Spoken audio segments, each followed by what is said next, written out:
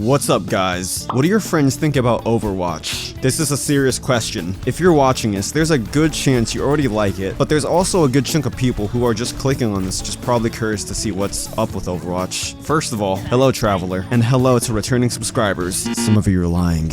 Speaking from personal experience, my friends used to all love Overwatch. I was the hater that refused to play because I thought it was cringe and because I just thought TF2 was so much better. Yeah, right.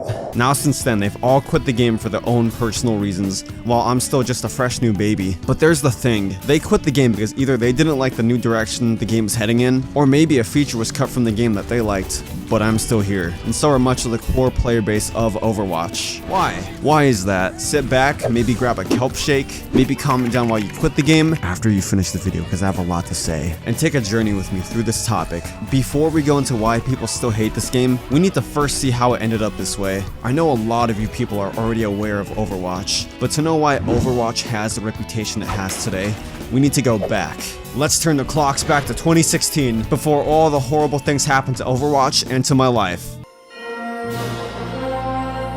Back in the day, Overwatch was literally on top of the freaking world. It was the game of the year. Everybody was playing this game, you couldn't escape it. There was fan art, memes, YouTube videos started filling up the algorithm. Chances are, at least one streamer you know spent a good amount of time playing it. Maybe they even got their start playing Overwatch.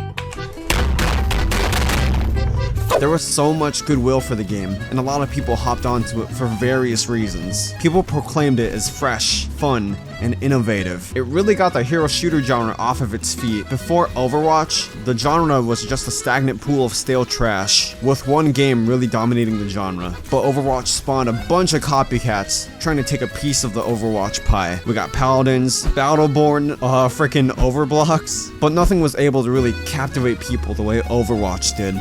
I'm saying Overwatch a lot. Help me. Listen. Overwatch was like a virus people got on their PCs by infecting people through streamers and word of mouth. It was that big. Most people would say it's a virus to this day. Overwatch had a pretty solid streak of amazing updates, heroes added, and features that spiced up the game. But around 2020, Blizzard started to focus more on the potential follow-up to Overwatch. This required the team to shift all focus into Overwatch 2 for the next 2 years. Looking at it now, this was a full-blown bad idea. I don't know why they thought this was a good idea, especially with all the insider knowledge we have since then. Imagine going 2 years without any major updates or changes to the game. Think about what that does to somebody.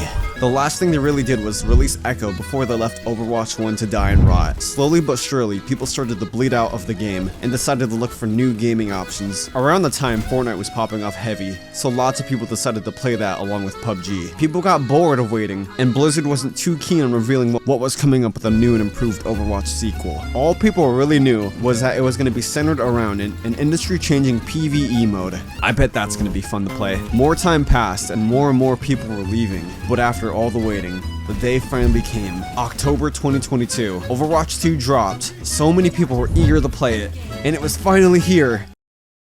Any second now. Now we're making progress. Yeah, so the servers were bugging out for the first couple days. It wasn't really a good first impression. But after things settled, it was Overwatch time. Unfortunately, the PvE was pushed back for more development time. Don't worry though, don't worry. It's gonna come at a later date. It's gonna be worth it, I swear, I promise. Anyways, something was a bit off for this version of the game. And it wasn't anything drastic, or at least not too drastic. Actually, not much was different at all. Sure, they added a new game mode and new heroes, but the core game was kind of the same. Stuff like the addition of a new battle pass system really soured the experience for a lot of people. Oh wow, a battle pass. I wonder what inspired that idea. The addition of a battle pass was one of the few changes they did to the base game, but it wasn't a good one. They decided to paywall all the new heroes behind the battle pass, along with a ton of things that were just available with loot boxes for free. You know, something they just kinda gave you for playing the game. Now why did they paywall a bunch of features behind a battle pass? Because the game was free now. Can you stop? This was the start of many shots Overwatch would take, as a ton of people hate freemium games. For very valid reasons too, like I get it. It certainly wasn't a good look for the devs, as you can make the argument, well these items were free before, why aren't they now? The counter argument for that would be, well, they need the money. We've got to have money. But then you can get into the argument of how freemium games are kind of predatory, and that's just a whole nother video. But yeah, it wasn't looking too good for Overwatch. We have a greedy battle pass and basically the same game as Overwatch 1. Almost the same game. Now there was one change that a big amount of people did not agree with. 5v5. If you're a tank player, this is probably the #1 change for you. The loss of a second tank is really felt when everybody dumps every cooldown onto your face like you're some garbage can outside of a Walmart. The shift to 5v5 was a change the devs decided needed to happen.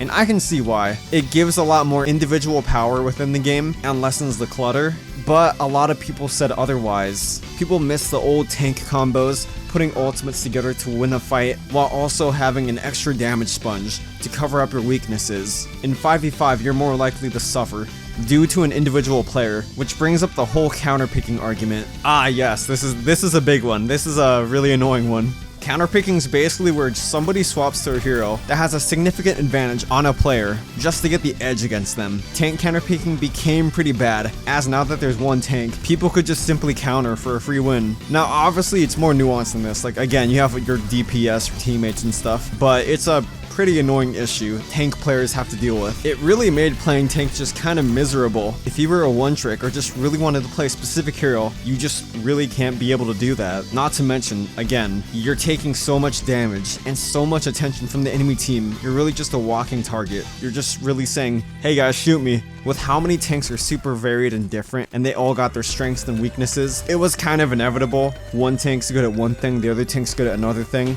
So when you take away that second tank, it really hurts. Okay, now sorry for spending too much time on this topic, but this was a big issue that plagued the community for a long time. People made their rage bait videos and genuine critiques of the format, and some were just kind of weird, but others are pretty valid. This basically forced the development team to make gradual changes in passives to the tank role, enabling a ton of power creep. A lot of people cite 6v6 being toxic for meta reasons, like double shield, but that's the thing. All these toxic metas came from the time where Overwatch was abandoned and was getting no updates. So these metas were just left to flourish, so there's a counter for that. It probably could have been solved with some balance, but it just wasn't given the chance. Besides the 6v6 counterpicking argument, the base game was just getting stale to a lot of people. It's fun for new players, yeah, but when it comes to people who have been playing for a while, they would slowly wither away and get bored of the same game, but now it's just a little bit worse. People would crave new changes and shakeups, but all they would get would be new heroes that would potentially break the game, or just not make it fun for a while. People were clearly unhappy with the state of Overwatch. It was looking pretty bad for Blizzard. Changes needed to happen, and not even all of that, but like they took away a lot of features. They took away the game mode assault, they took away loot boxes, they took away freaking player badges and stuff. The progression system, a lot of unnecessary stuff was just cut from the game, making people just scratch their heads like, why would you do this? It's supposed to be a sequel. Why don't you just build off the first game and make it better? But it was just not looking good. It was the perfect storm of terrible stuff to happen. It was bad. Fortunately, if nothing happened, I wouldn't be making this video. Overwatch would probably be dead, and I wouldn't have 1,000 hours in Junkrat. On second thought, that might be a reality I want to live. But things changed for the better. The first steps to shake up the game were with Season 9. It took 9 seasons, I'm sorry. But stay with me.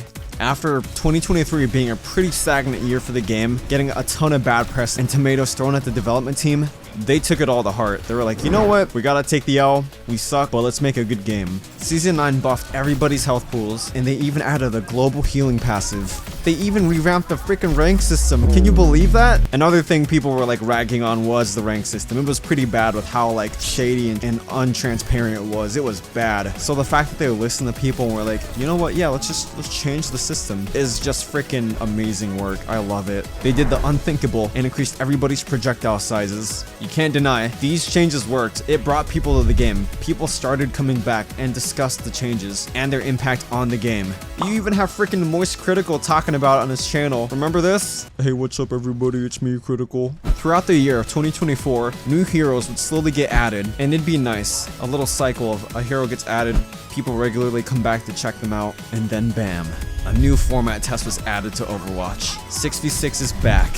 After 3 years, so many counterpicks later, 6v6 returned to the game as a test to see if there's any merit in revisiting it. So many people supported this decision to the developers. Nobody thought it would come back. Everybody just thought they would be super stern on 5v5, but here it is. Tank duos could play together, people could combo ultimates. Tank felt so much better. DPS and support are about the same, maybe slightly worse, but that's besides the point. The developers clearly realized the potential of the test and also listened to the community. Not just that, but 6v6 would proceed to periodically be tested and improved on, then eventually leading us to today, where it's looking like it's gonna stay in the game, for real. 6v6 removed and then added back, and it's going to coexist with 5v5, which I'm really happy about. It pleases both crowds, the people that played Overwatch 2 and only Overwatch 2, and all the old heads and boomers that played 6v6. Two cakes! One of the core main gameplay complaints of Overwatch 2 was addressed, and they did it. They looked at the feedback. That's insane. The 6v6 test also reduces the health pools and reworks most tanks to fit into the format better. A level of attention most people did not expect from this. Like, people expected them to add a tank and just call it a day. Just leave the office and just take your vacation. You're good. But no, they added balance to this game mode, which is freaking crazy. They wanted to make sure they gave this a chance to get the feedback they needed. People did not expect this dedication. Quality is questionable for some heroes, but still, the development team really went out of their way to change heroes for the game mode. You can't knock the Overwatch team for this. This was such a good little move. It's insane that they even acknowledged 6v6 in the first place. Like, yeah, you know what? Let's try this format and see what happens. But what about the core game? You know, 5v5? Sure, the 6v6 format was appealing for that particular crowd, but what about the people who like 5v5 and want to see a progression of that gameplay? Now, most people around this point were begging for changes. They were begging for stuff to spice up the game, to make it feel fresh and fun again. Listen, you can only tolerate so many games of getting eliminations, then dying, you know? Like, it's just a cycle. Luckily, the Overwatch team had some stuff cooking for a while. During Season 14, there was a little test, an arcade mode called Junkenstein's Laboratory, where you progressively upgrade your hero throughout the match. And it was a huge hit. This was a freaking fad. So many people were freaking glazing it and freaking having fun with it. Little did people know, this was a little appetizer for Season 15 and 16. 2024 overall buffed the health pools and projectile sizes, making the game feel slightly better to play, but we'd have to wait until 2025 for the bigger changes to come up. Season 15 came and it was freaking huge. This year, the core gameplay was altered to include the perk system. Perks! Perks are upgraded abilities the player would work towards throughout a match, giving the player a nice sense of progression. I can't lie, perks are pretty fun. Some perks are alright, they're cool, they're whatever, they're chill. But some of them are freaking insane and help cover up a hero's weak spots. Here's an example. Sigma and Zen are pretty serviceable, they're pretty decent, but they lack mobility. Well, we have aviation. I remember grinding the match, trying to get my final perks, since those are the ones that usually are the most game-changing. It really gives you something to work towards and look forward to, other than winning, of course. I honestly thought perks were such a stupid idea. I thought they were gonna freaking kill the game. I couldn't believe my eyes. I was like, Blizzard, what are you freaking doing? This is dumb. Needless to say, I actually warmed up pretty quick. Silly me. But maybe that's not enough. Maybe you think perks are cool, but not different enough for your tastes. Maybe you're a freaking wild lad who just loves change. Well, that's where Stadium comes in. Season 16 brought in Stadium, a more refined and fleshed out version of what was brought from Junkenstein's Laboratory. Throughout the match, you gain currency to upgrade the hero's damage, firing speed, ability power, while equipping new abilities and moves along the way. The only way to get currency is by securing eliminations, healing, or by other means. And as an incentive, you're rewarded for popping off and doing really good in a game. It's pretty addicting, I can't lie. Once I got the hang of it, I got sucked into playing for 4 freaking days straight. And it's pretty awesome if you're looking for something game-changing. Lots of people are quick to mention that this was a product of Marvel Rivals enabling some needed competition. And yeah, I should probably bring up that guy. So Marvel Rivals comes out. It's a huge hit with a ton of features of Overwatch wishes it had, and people were quick to mention this is better than Overwatch. And yeah, people saw these changes Overwatch was doing right after Marvel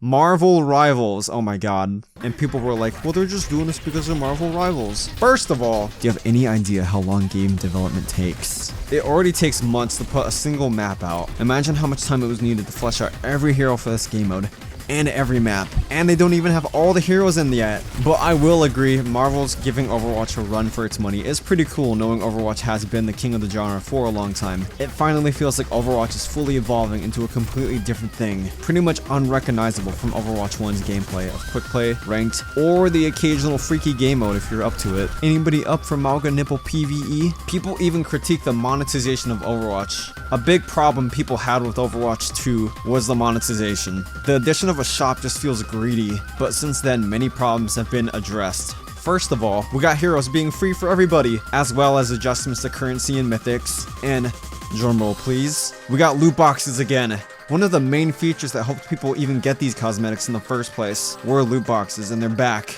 They listened to the community and they delivered. They gave us freaking gambling. Let's go. Pretty much most of the items in the loot boxes are shop available too.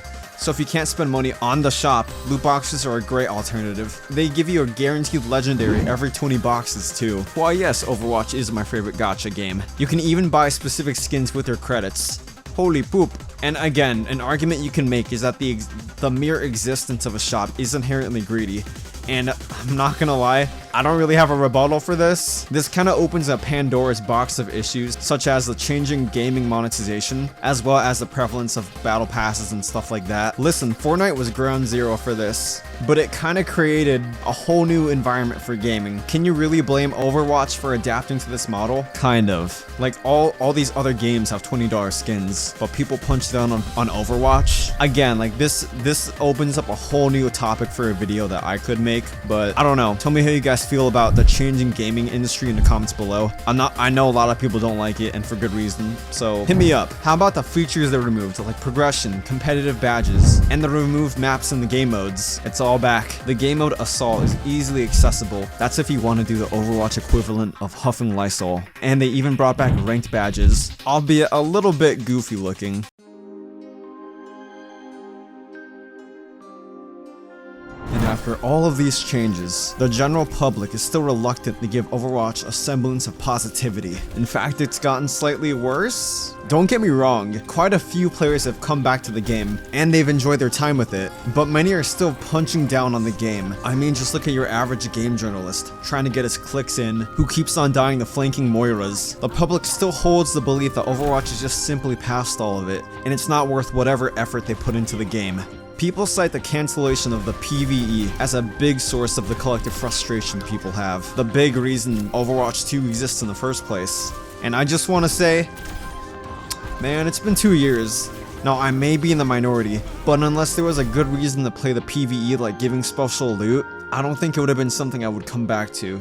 I mainly play Overwatch for the PvP, and they've made so many big strides in making the PvP the best it can be. Again, it might be a little bit controversial, but it could just be me, so let me know your thoughts on this in the comments below. Another big thing a lot of people are probably well aware of, and it's pretty unfortunate, is that hate sells. It's just the truth. People love to hate on stuff. Like, I'm a big hater. I hate a lot of stuff. People love to doom post. The algorithm favors it a ton too, giving people an incentive to make doom content.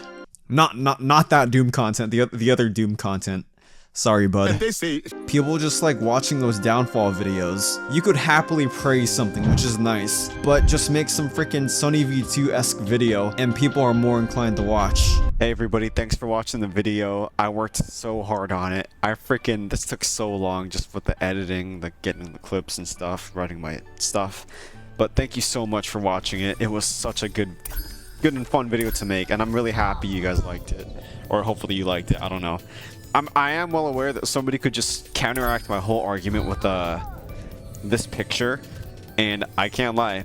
You're right. You're so true. But besides that, thank you so much for watching the video. It was such a fun video to make, and I just feel passionately about the game, and I wanted to vent my frustrations with how people treat it. But yeah.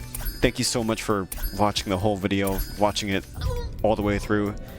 I love you guys so much. I can't ask for a better set of freaking ratlings. You guys are the ratlings. I love you guys so much. And I'm so grateful to have 2,000 of you guys. But yeah, thanks for watching. I love you guys so much. Remember to subscribe. Some of you are lying. Like, follow, do all that stuff. But yeah, I'll see you guys in the next one, and bye. Mwah.